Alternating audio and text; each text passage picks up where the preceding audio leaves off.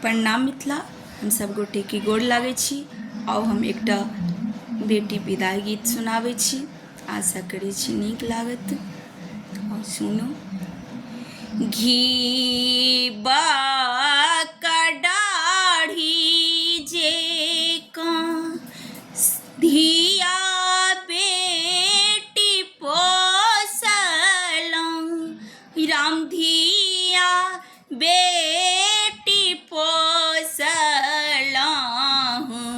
से हो बेटी सासुर चली जाय। आरे घी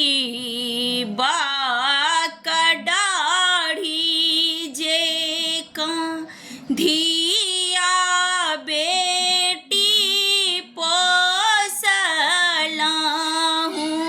धिया बेटी पोसलहुँ, से हो बेटी छोड़ने चली जाय।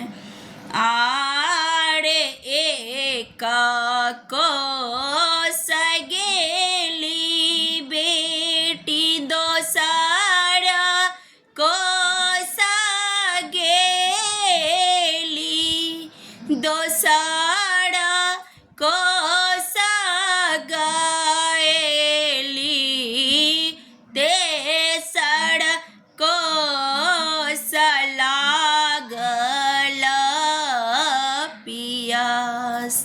आरे कहाँ गेलहुँ किए भेलहुँ संगी हे सहेलिया, संगी हे सहेलिया, मोर आमा कहबन बुझाय। आरे घूरी जइयो, घूरी जइयो संगी हे सहेलिया, हे संगी